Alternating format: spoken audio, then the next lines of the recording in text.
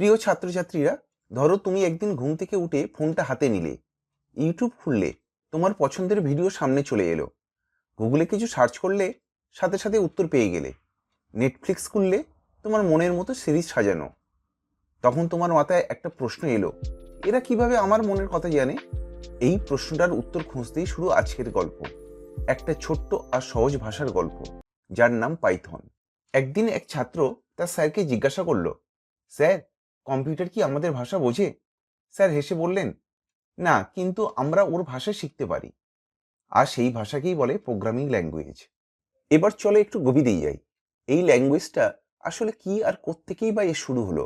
খুব সহজ করে বললে, প্রোগ্রামিং ল্যাঙ্গুয়েজ হলো মানুষ আর কম্পিউটারের মধ্যে কথা বলার একটা উপায়।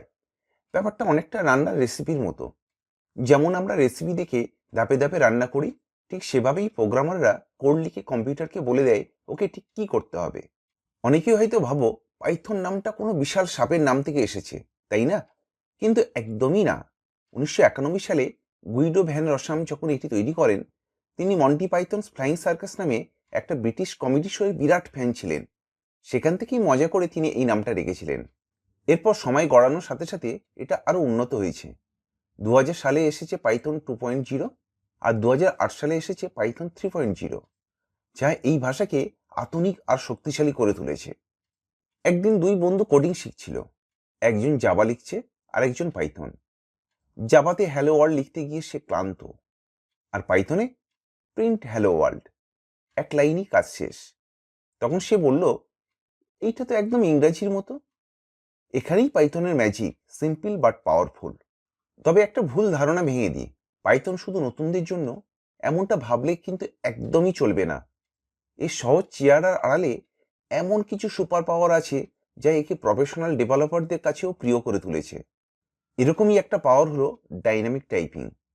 সহজ কথায়, অন্য অনেক ল্যাঙ্গুয়েজে কোড লেখার সময় আগে থেকে বলে দিতে হয় যে একটা ভেরিয়েবলের সংখ্যা থাকবে নাকি টেক্সট থাকবে, কিন্তু পাইথনে এই ঝামেলার দরকারই হয় না। পাইথন নিজে থেকেই বুঝে নিতে পারে ভিতরে কি ডেটা আছে। ফলে কোড লেখা যেমন দ্রুত হয়, তেমন তুমি অনেক বেশি ফ্লেক্সিবিলিটি পাবে। পাইথনের আরেকটা বিশাল শক্তির জায়গা হলো এর লাইব্রেরি। আচ্ছা, লাইব্রেরি জিনিসটা আসলে কি? ভাবো তো, লাইব্রেরি হলো আগে থেকেই তৈরি করে রাখা কোডের একটা বিশাল সংগ্রহ। তোমাকে কোনো কাজ করার সময় একদম শূন্য থেকে শুরু করতে হবে না, বরং এই রেডিমেড কোডগুলো ব্যবহার করতে পারবে। অনেকটা লেগো ব্লকের মতো। বাড়ি বানানোর জন্য প্রত্যেকটা ইট নিজে না বানিয়ে তুমি শুধু ব্লকগুলোকে জুড়ে দিচ্ছ। আর এখন পাইথনের ক্ষমতা শুনলে তুমি চমকে যাবে। বর্তমানে পাইথনের 7,50,000-এরও বেশি লাইব্রেরি রয়েছে, যা ডেভেলপারদের কাজকে অবিশ্বাস্যভাবে সহজ করে দিয়েছে। একদিকে সহজ কোড, অন্যদিকে ডাইনামিক টাইপিং, আর 7.5 লক্ষ লাইব্রেরির সাপোর্ট। এই সব কিছু পাইথনকে একটা অলরাউন্ডার বানিয়ে দিয়েছে। পাইথন এখন কোথায় নেই। ওয়েব ডেভেলপমেন্ট থেকে শুরু করে আজকের দিনের সবচেয়ে ডিমান্ডিং ফিল্ড ডেটা সায়েন্স কিংবা আর্টিফিশিয়াল ইন্টেলিজেন্স, সব জায়গাতেই পাইথনের জয় জয়কার।